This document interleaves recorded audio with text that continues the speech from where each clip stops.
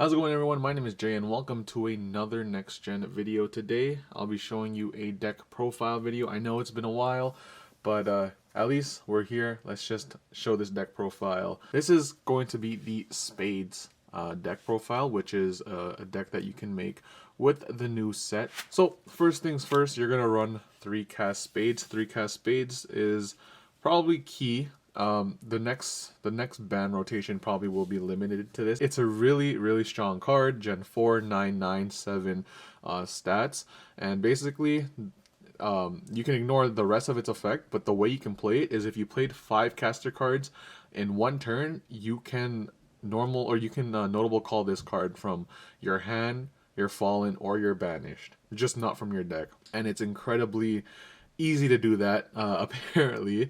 Its other effect is that whenever you cast a caster card, you can notable call a Gen 1/1/1/1 spade token, and basically it lets you swarm the field with as many units as you want. Next, we're gonna run the 1 Slim. 1 Slim is basically from the set 1. He's been limited to 1 just because of how amazing his his effects are.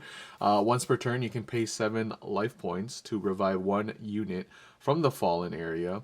And then its secondary effect is that all other hero characters on your side of the field gain +1 armor, attack, and speed.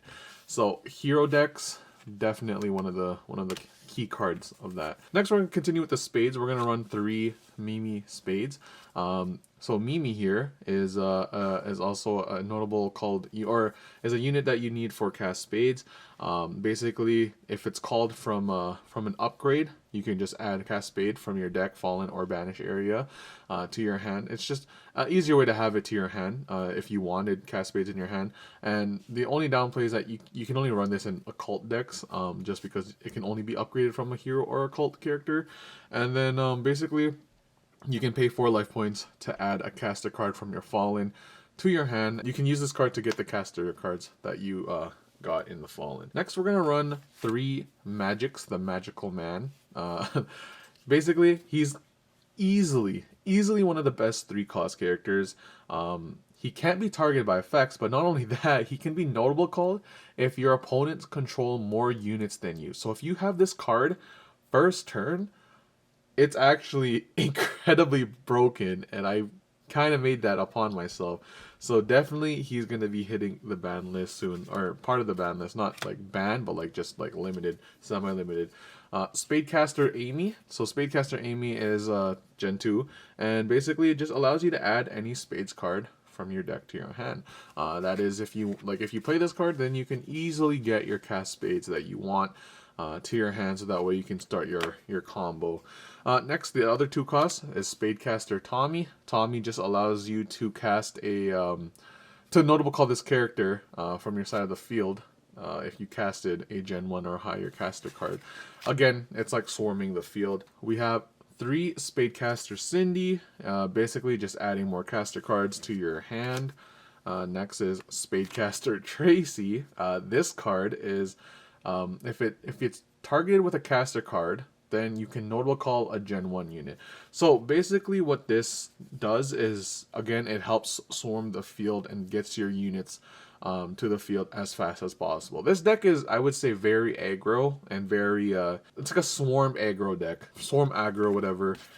It's really strong. And basically the combo of this is that you cast a caster card and then you notable call 1 unit from your hand, and then you can use that card that you use from the hand to notable call another one. Next, we're running 3 Spadecaster Samy. Basically, if this card is notable called to the field through the effect of an occult character, which could be Tracy, then you can upgrade it to a Gen 2 character, and then you already have a Gen 2 in first turn. So it's definitely a combo making deck here. Next, we're gonna run 3 effect veilers. I'm just kidding. 3 Policity. This is basically just discarding this card from your hand to negate the effect of a character. Obviously, we want to run 3 Pair of Spades. This card is actually really good for the occult deck, just because you have the draw power, and it's a 0 cost. So you discard one of your occult characters, and then you draw 2 cards, and it's also considered a caster card, so it racks up with the Kast Spades notable call. Next from that, we're going to run 1 Champion's Revival, instantly set to limited because it's basically your Monster Reborn. Every deck needs it. It's a staple. Next, we're running 2 Lost in the Forest. You don't really need 3. Sometimes I would probably take out 1 actually. I just have 2 just so I can have more cards to play for casters. Basically, this is negate all attacks directed to your life points for 4 turns. So like they can still attack your units, but they can't attack your life points. So if you're slacking behind, then you have at least that. The next caster card is Medical Delivery. This is just another card to target one of my Spadecasters. So that way, if you target a character on the field, you can place this card underneath it, and if the target character falls, you gain +5 life points. Again, it's an easy way to get some life points and get ahead of the game. The next caster card is Double Wands. Basically another target card.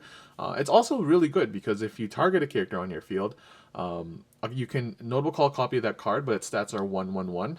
However, the effects aren't negated, so it's like another way of Monster Reborn. So next we're going to run 2 magic kits. These magic kits allow you to just discard 1 card from your hand, and then you can just search your deck for 3 caster cards, which is actually one of the most important cards. However, it can become dead if you run more than...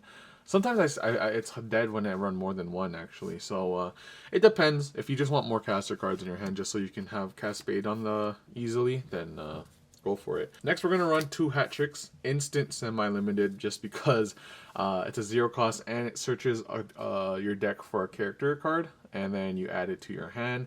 This is basically saying, let me search for Kast Spades so I can add it to my hand, and then I think I made this deck a little too OP. Next, we're gonna run 3 Ace of Spades. So basically, this is the weapons now. The equipped character is now an occult character. Doesn't really matter, but basically, when the equipped character and the card is sent to the Fallen, you can just draw a card. I mean, it helps if you equip it to Slim. It doesn't really matter too much, but it's a good weapon card to have. Next, we're gonna run Dual Swords. Dual Swords allows you to attack first, and it's pretty good. You know, when you're lacking in speed, you might as well just try and attack first with the Dual Swords. Not bad. Wrap Blade, just so you can get some extra draw power. Weapons aren't really that important in this deck, but it's good. It's good to have for your early game. Next, we're going to go into prompts. We have 2 Bring Me to Life. This basically heals your life for 15 life points. So instantly one of the most game-changing cards. If you're, let's say you're trying to set up, right? Like say you're lacking in the setup, you basically can just play this card late game. If your opponent tries to go for game, just instantly play this card and you're back to where you started. So it's a good way to kind of get back into the game. Next is Banishing Portal. We're running 2 of these, and it's a good way to banish character. Let's just say you're facing a mirror match with this card. If someone notable calls a card, boom, instantly banish it instead. So it's a good way to stop those combos. I think this is really important in the new set, especially. So, and the last card is, oh snap!